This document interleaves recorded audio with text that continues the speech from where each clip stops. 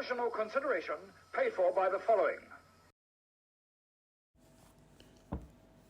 Hello and welcome once again to another quick sharp review.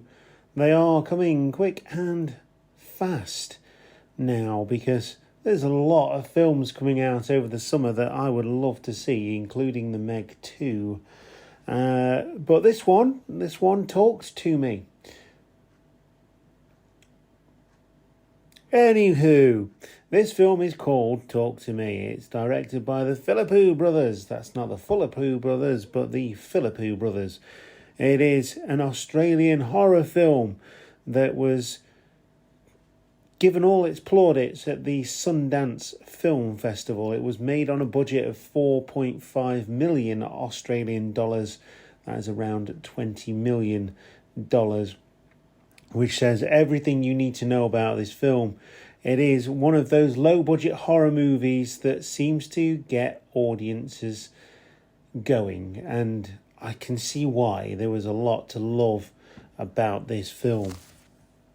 It was officially released in 2022. It's only just making its theatre release now in 2023, and it does follow a group of friends who discover that they can conjure spirits by saying the words "talk to me," and it's used in a way where it's kind of like a drug, but we'll go into the ins and outs of it in the main part of the video. It is a rated 15 film, and it is around 1.5 hours long, so it's not a long film either, which makes it good. And without further ado, I'm going to go into the main part of the video.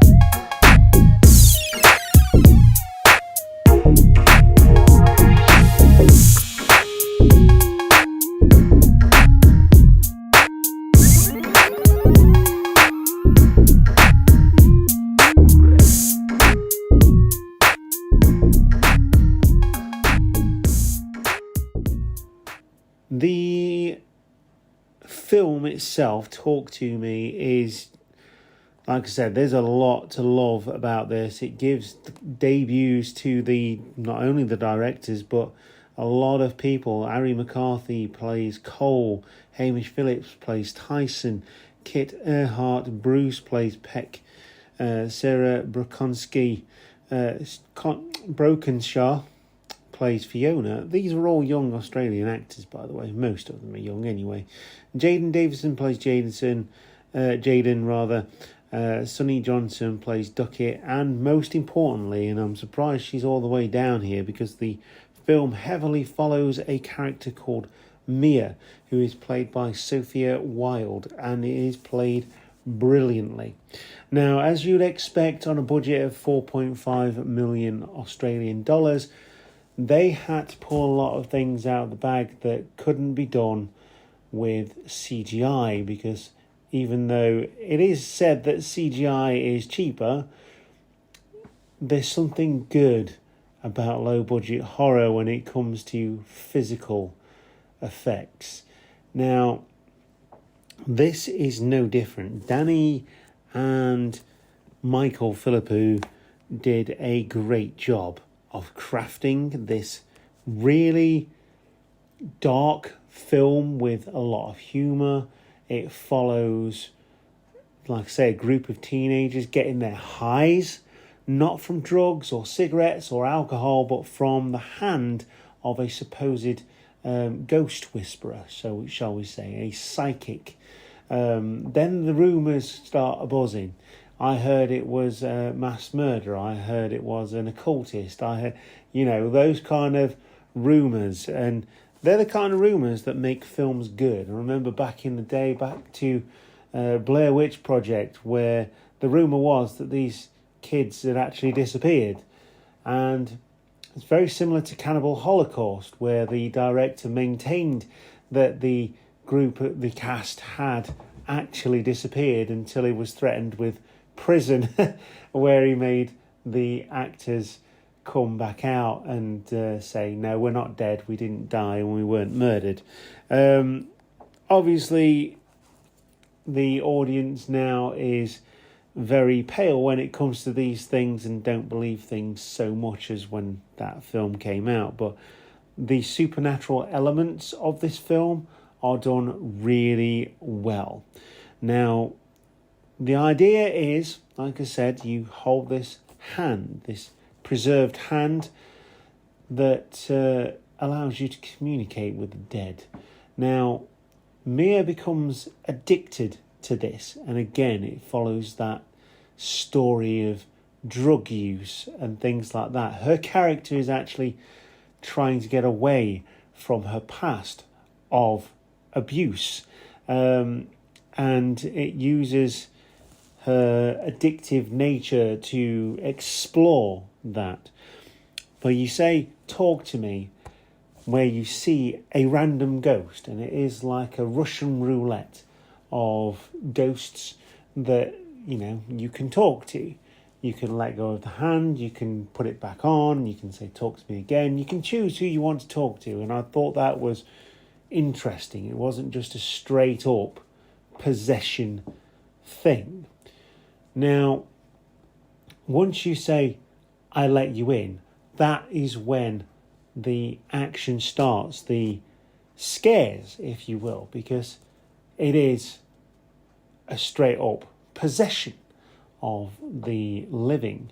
Now, what they did here was quite clever, because if you hold on for 90 seconds, if you hold on any longer, there's a good chance that you'll be possessed completely. Now, I found that interesting because a part of the film was what they call a minor doing it, and they gave them 50 seconds. So it seems like you can give yourself enough time to talk to whoever you want to.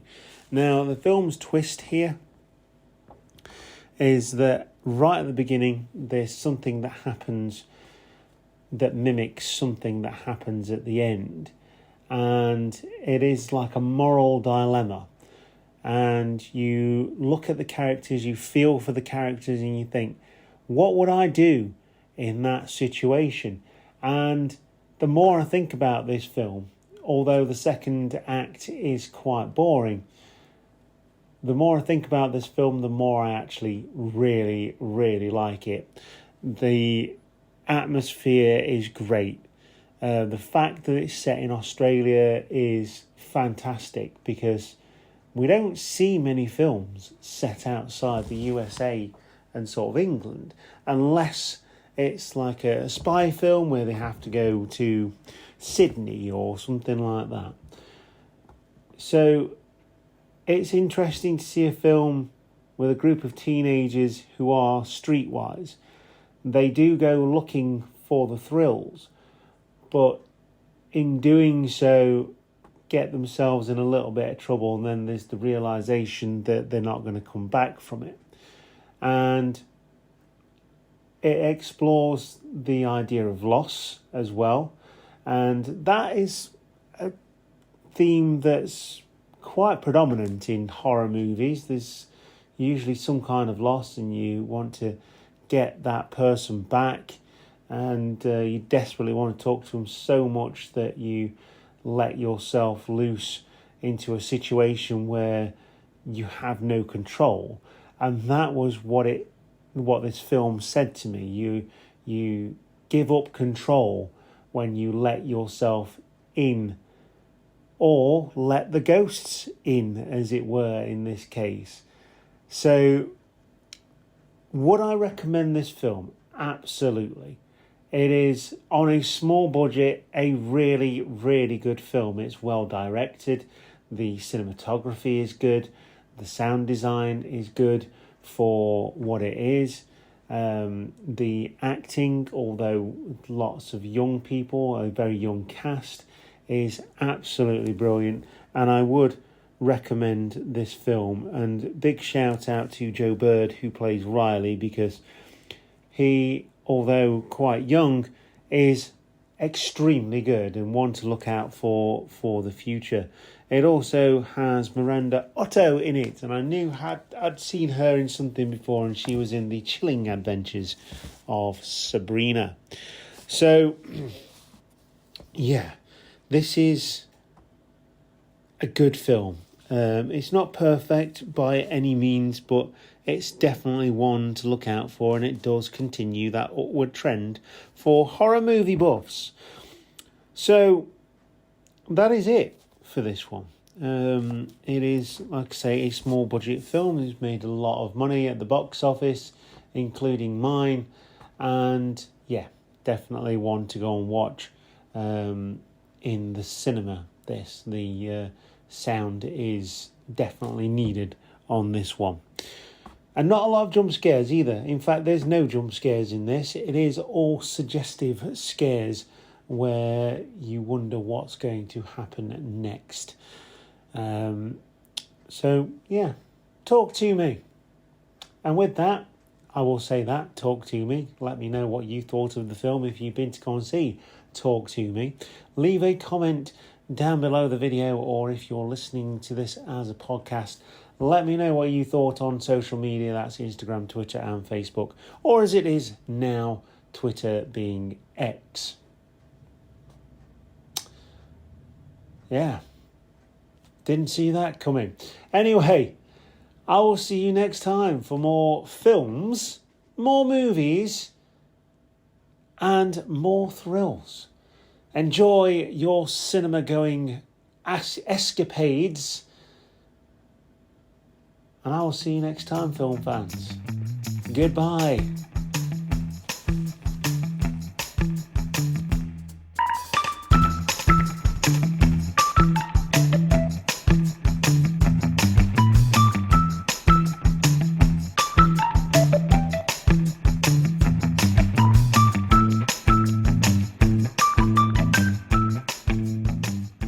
Hiya.